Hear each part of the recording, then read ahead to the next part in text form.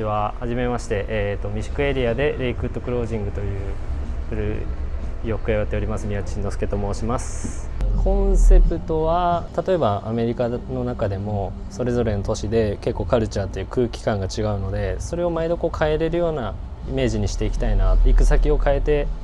行きたいなと思っているので、今はどっちかというともともと根本 LL ビーンが好きだったりするので LL ビーンのものが多めなんですけど、その中に例えばニューメキシコっぽいものがあったりとか、あとはコロラドっぽいアウトドアものがあったりだとか、その辺を常にミックスしつつアップデートしつついろんな要素を入れていけるようにしていきたいなっていうのは、結構海外っぽいとはよく言われます。でも僕もあんまり海外っぽいっていうのは何なのかっていうのはあんまり分かってないのでちょっと壁とかの色とかがそういう感じには感じるかなと思いますけど、あとはシンプルにしてます。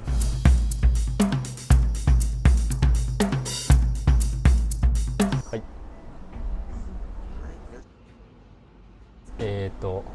この辺は自分の、これは基本は売ってないんですけど、自分が行った先で買った本とかを置いてきつつ、もうこういうこれは販売してるんですけど、こういうクラフティッド・ウィズ・プライドっていうアメリカ人が作ったアメリカ製の、今でもアメリカ製で作ってますみたいなアメリカブランドを紹介している本なんですけど、こういうのも一応古着とは別で置いてたりもします。単純に勉強になったりするので。であと半袖シャツから、この辺はちょっと自分でセレクトしている新品のブランドなんですけど、最初にアメリカに仕入れ行った時に出会ったサミュエル・ゼリックっていうロサンゼルスのブランドで、刺繍、絵が上手でそれを刺繍に落とし込んでるブランドなんですけど、生地だけ日本で、あとアメリカ製で作ってますね。こういう刺繍とかが、アートワークが刺繍に起こされてて、すごく手が込んである。これハンドステッチに見える機械刺繍だったりはするんですけど、あとはもう完全機械刺繍もあったりするんですけど、なかなかクオリティは高いかなと思ったりしてます。あとは LLB のアノラックとか、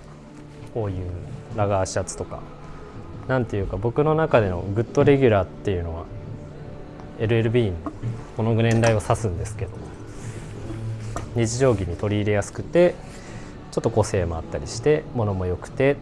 好きだなと思ったりするものですね。でもLL ビーンは自然に惹かれて買ってましたね。やっぱ当時は結構サイズがビタビタだったので、もうほぼ着ることはなくなっちゃったんですけど、好きでいろいろ集めて、でやっぱタグから何からが好きだったので、タグのデザインも好きですし、シンプルな着たい古いやつもいいですけど、このぐらいのものが僕的には安心感があるようなイメージです。この辺は一応サイズのちっちゃいものとかいわゆるレディースを意識してちょっと置いてます。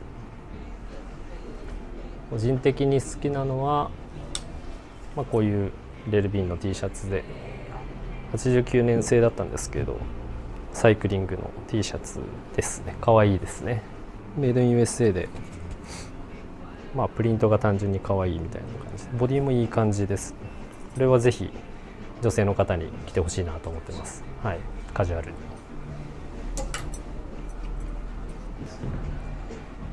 パンツ、今はちょっとパンツをまとめておいてます。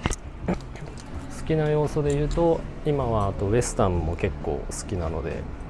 ウエスタンスラックスと、いわゆるカウボーイが着ているウエスタンスーツのパンツになります。特徴はもうポケットのデザインとかですね、とこのベルトループとかのこのデザインが単純に可愛いなと思っ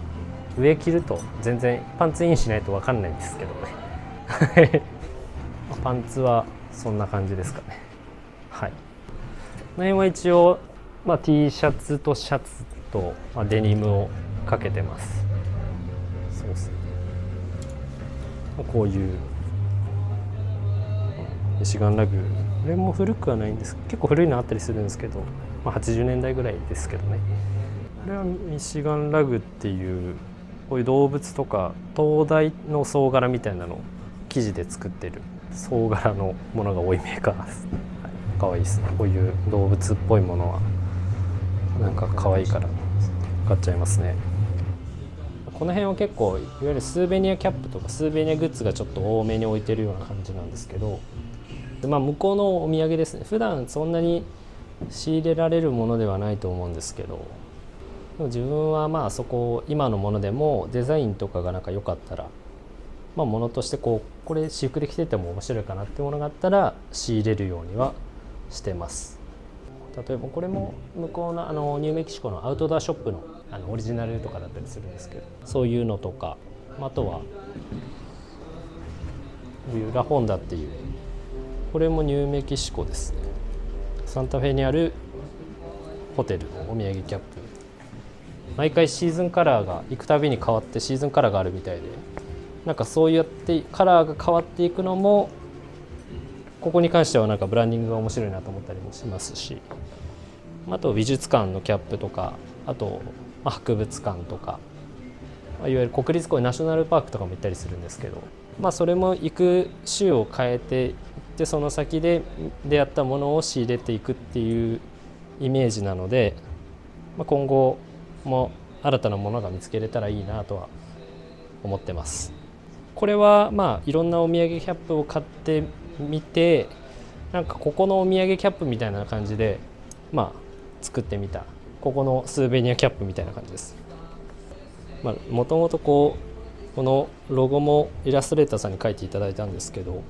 なんとなく60年代のアウトドアショップとかハンティング屋さんみたいな感じの看板をイメージして描いてもらってまして、ここのお土産キャップとして、来たお土産ぐらいの感じで見ていただけたらいいなと思って気づいたら作ってました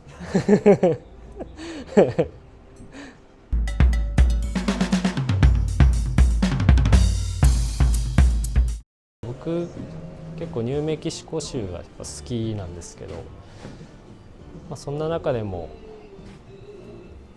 いわゆるこういうチマヨベストっていうのはずっと好きで、行くたびに毎回ここの工場には行ってたんですよ。で昔と比べてそのコロナ禍を経て変わったことといえば、結構みんな折ってる人が年齢を重ねて引退しちゃったりとか、もう超ど田舎なんでいなくなっちゃったりとかして、社長一人になっちゃったりしてるんですけど、そうなんですよ。で昔から定番のもので当たり前のものではあったんですけど、結構当たり前のものがなくなっていってたりするので、今逆にすごい価値を感じている部分があるんですよね、これに関しては。なんで僕が昔買ってた頃は36が S サイズで3840ぐらいで仕入れしてたんですけど、ちょっと今のグレーディングに合わせてというか42ぐらいスタートでちょっとゆったり着れるような感じで用意してて、こういういわゆるフォークアートになると思うんですけど、民芸というかアメリカの民芸みたいなものはでファッションに取り入れれるなって思ったものは積極的に仕入れしていきたいなと思ってます。でここはオルテガっていう会社のものになるんですけど、もう一つトルフィリオスっていうもうちょっとローカルなブランドのものがあるんですけど、ちょっと糸質が違うとかもろもろあったりするんですけど、簡単に視覚的に分かりやすいのはこの根性ボタンになってます。このトルフィリオスはなんかずっと一人でやってるような感じなので、僕的にはすごいローカルで好きだな、ものづくりもこだわっててすごい好きだなと思って、この2社を一応ずっと買い続けれたらいいなと思ってはいます。こういうのもネクスト廃業になる可能性のあるものなんで、ちょっと寂しい部分もあり、すごい貴重なものだなと思ってるんで、いわゆるこれは売れ線ではないと思うんですけど、自分にとって価値があるものなので、続けていけたらなとは思ってるジャンルですね。はい、昔から多分刺繍とか手で作られて人の手で作られているものっていうのには何かしら魅力を感じてるんですけど、多分それに尽きるのかなと思いますし、ちょっと今っぽくない、なんてこういう文化を感じるっていうか、自由度が高いっていうか、なんかあとこう今って割とこう作るものが洗練されすぎて、なんていうか結構同じようなものが多かったりするんですけど、あとこういうのが売れてる、こういうのがかっこいいっていう、なんかこう方程式みたいなのがなんかできて、それをこう伝達してるか発信してって言って、みんなが同じような感じになってるっていうのが、今の一般的なイメージなんですけど、僕の解釈するそういうの関係なしに、なんていうかこう一点で不思議なものがあったりするのが古着の魅力なのかなとは思ったりしてます。